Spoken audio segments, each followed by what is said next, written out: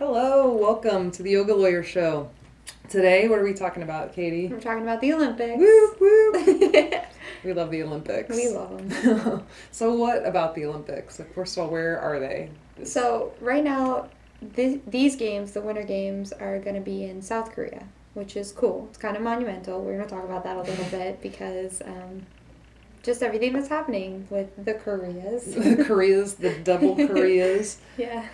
So they're going to be joining together somewhat, North Korea and South Korea, Mm-hmm. correct? There's going to be marching together. Yep. At the opening ceremony, which is 8 p.m. their time, but Easter time, it's 6 a.m. on Friday, which is kind of weird. Yeah. I just wanted to mention this really fast because I was confused. The opening ceremony is on Friday, but the events begin on Thursday. So all day, or do you know? I think they are all day. I think it's curling and figure skating. Okay. But yeah, I posted on our Facebook page. NBC has a schedule for the entire game, so you can kind of see what events are happening. Perfect. So that means you have to like our Facebook page. Yeah, too. basically start following us because we'll keep you up to date.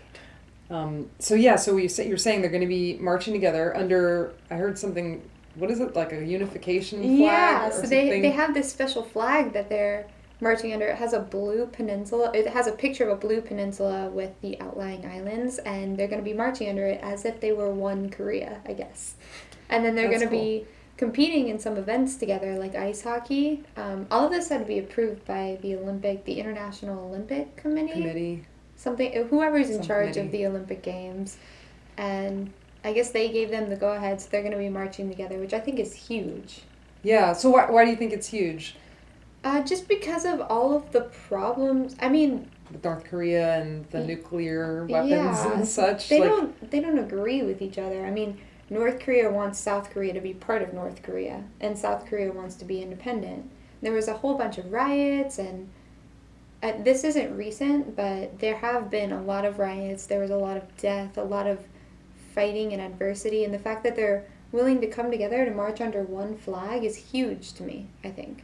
Yeah, and the other thing that we were talking about before we went on camera was about how Kim Jong-un's sister is going to be representing North Korea at the Olympics too, which I guess is big. Like, that's not something that's happened a lot, that they've actually had a delegate representing them in South Korea. So yeah, it does seem like there's some unification happening, which has to be good. Last week we talked about unity in the context of the president's State of the Union address, where he talked about unity, among Americans, but the Olympics is kind of an interesting time where the world sort of comes together in friendly competition. Yeah. It does sort of promote that sense of unity for all of the humans here on Earth.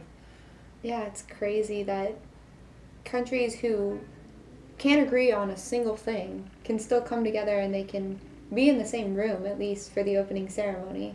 Yeah, and come together in the appreciation of athletics and competition. It's crazy that sports can bring you together like that. Like the Super Bowl. The Super Bowl is something maybe we should talk a little bit about. Yeah, let's do that. Because that was interesting. Yeah, Tom Brady did not. That was disappointing. He did not do. You're a Patriots No, fan? and definitely not a Patriots fan.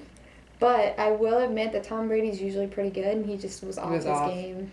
Yeah. I thought it was interesting after, of course, everybody in Philadelphia is so excited, the underdog, they win, but there was a lot of rioting and, fans kind of going crazy and fires, and I was reading some of the reaction of the difference in how that type of rioting is treated versus, maybe other types of uprisings or people marching. That's interesting. Yeah, like doesn't have the same effect. Like, it's almost like we're allowed as Americans to riot if it's about sports. Speaking of riots about the Super Bowl, I was listening to a podcast called Planet Money. Totally recommend. I'll leave it on our Facebook page. But it was about the Super Bowl 49. And I guess there was a huge thing with tickets, and there were riots because of that. So it is crazy that these sporting events can bring out this other side in people.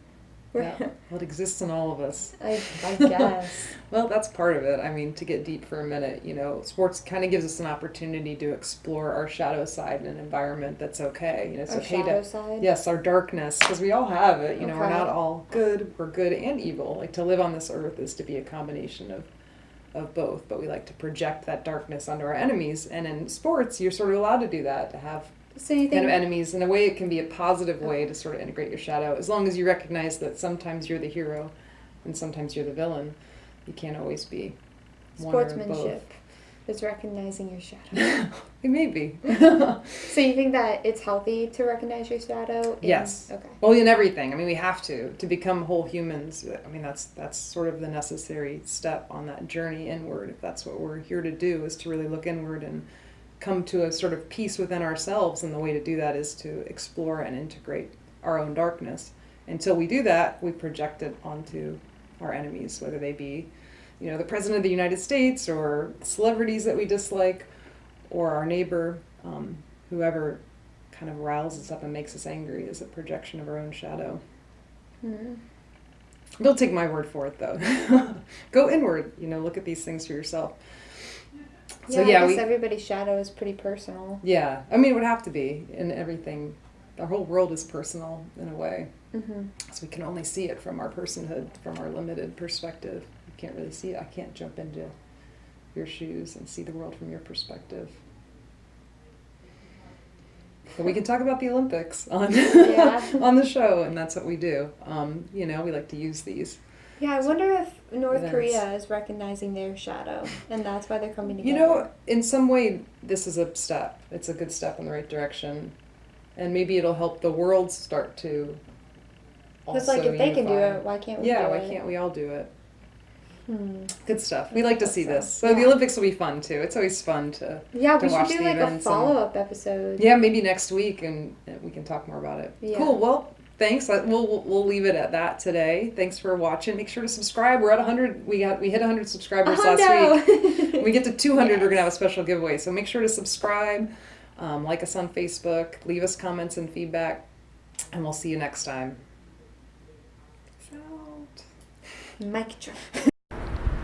Thank you for watching the Yoga Lawyer video.